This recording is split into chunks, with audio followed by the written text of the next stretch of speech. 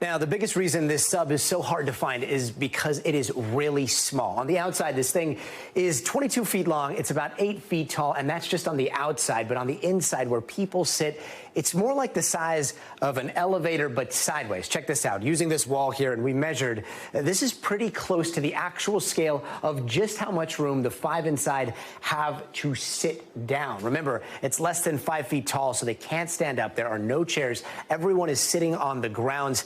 And we did talk to Aaron Newman, a former passenger and investor. He shared some pictures with us. And see this ledge right here? This is the only place where people can dangle their legs over the edge to look out the only window in the sub. That's about 21 inches across. And then this is what it looked like going down. And when people need to use the bathroom, there's a small toilet in the cap in the front of that window.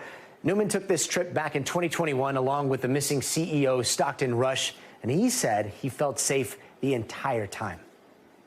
So that's what it looks like on the inside of the vessel. And if any of those passengers are still alive, they are most likely going to be banging on the walls, hoping those noises get picked up by sonar, which is something that we heard yesterday as we talked to Dr. Jules Jaffe. He's a research oceanographer at UC San Diego. Dr. Jaffe helped find the Titanic. He was a part of the team that helped discover the Titanic so many years ago. Dr. Jaffe, thank you very much for joining us. I want to start with the possibility that this sub maybe lost its thrusters. If it is just sitting somewhere, how much can the ocean move it around? Well, if it's sitting on the seafloor, the answer would be not much.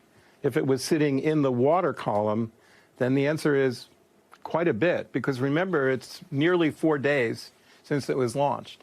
And I loved your analogy of the three-dimensional volume. And thinking about that three-dimensional volume, you can think about the water transporting things at every depth in almost every direction. And now, even if the water is going fairly slowly, by the time you get 4 days later, they can be a fair ways off-site. I hope they're more like in the water column than sitting on the bottom, because I think that creates a better scenario for rescue. And you already talked about this wonderful underwater robot that the French are bringing that has a 14,000-foot dive capability. And if we somehow were able to figure out where it was, and I would suggest we do that not by listening to what seems like noises from something that we don't know really what it is, but by using their hydrographic survey sonar to look for a bright object underwater, there's a chance that the robot could go hook a tether onto it and bring it up extremely slowly. And then if it's on the surface, we could have divers come out to meet it and pop a little bit of it, so that the main problem is just air right now. The other problem, of course, and it may be that they are conserving oxygen, because if they were imagining that they were run out of oxygen, the smart thing to do would be to reduce your metabolic effort and perhaps just lay very still as possible. And so maybe we're overestimating, maybe we're thinking it's going to run out of air sooner than possible. But there are a number of possibilities at this point, but I'm so sad that the situation is so dire, frankly.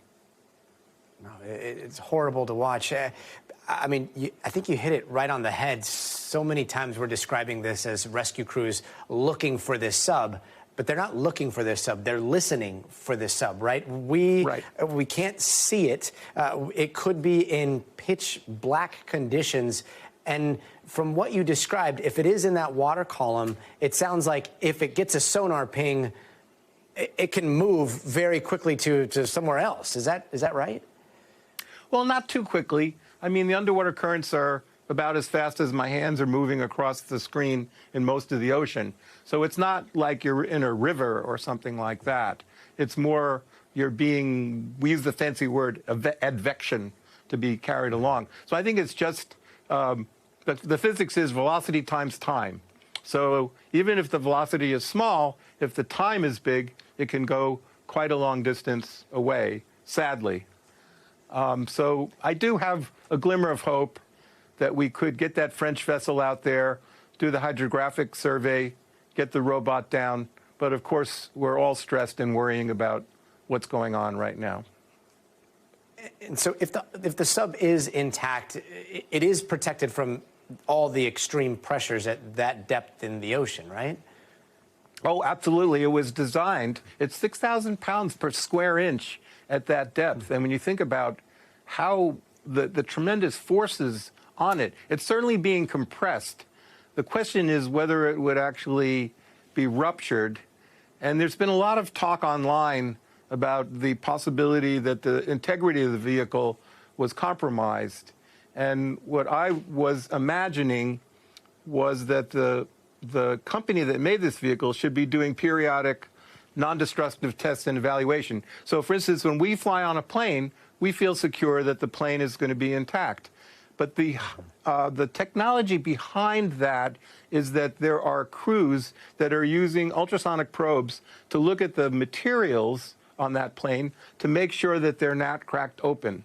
And I am worried that every time this thing goes down and comes out, it actually creates a stress on the structure. And are the manufacturers and managers of this endeavor, which I endorse, recreational deep sea ocean, to teach people how wonderful the ocean is, are we monitoring its mechanical integrity to the point that we needed to? And it's always 2020 hindsight. I guess the only other thing I would like to say is if, in fact, we do lose the participants, perhaps we can recover the vessel and learn what went wrong so that in the future we can do a better job. I mean, we all watched the Challenger explode. It was heartbreaking, but we still went back to space. And I still think the exploration of the deep sea ocean and the recreational use of it is something that we, as humans inhabiting this planet, need to keep doing. Doctor, we appreciate your expertise so much. You have more experience in this than anybody else I've met.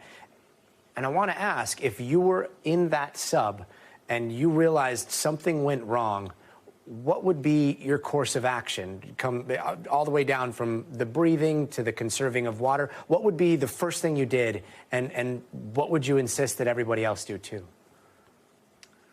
Well, stay calm first. Try to reduce your oxygen consumption. Notably, that's something that they're doing. They do have weights. So the physics of these vehicles, we build autonomous vehicles in my lab, is that if the vehicle's heavier than water, it will sink. And if it's lighter than water, it will float. And I do know from reading online and looking at the extensive literature that we've seen, they do have weights that they can drop. So I'm imagining if they got stuck, one of the first things they would do is drop those weights. And then they would actually come to the surface. Now, the surface conditions have not been that kind. The seas haven't been that cooperating. There have been clouds, and the aircraft have been looking. But I also do want to say something about the listening to the knocking, because what we're doing is, the Canadians is sending these underwater microphones down. So a sonobuoy is a float. These are really designed to listen to submarines, and there's a huge number of them. Looking online, the U.S. Navy just spent $2 billion on buying these. They're extremely sophisticated. They're made to work in the top 2,000 feet of the ocean. And this vehicle may be quite a bit deeper.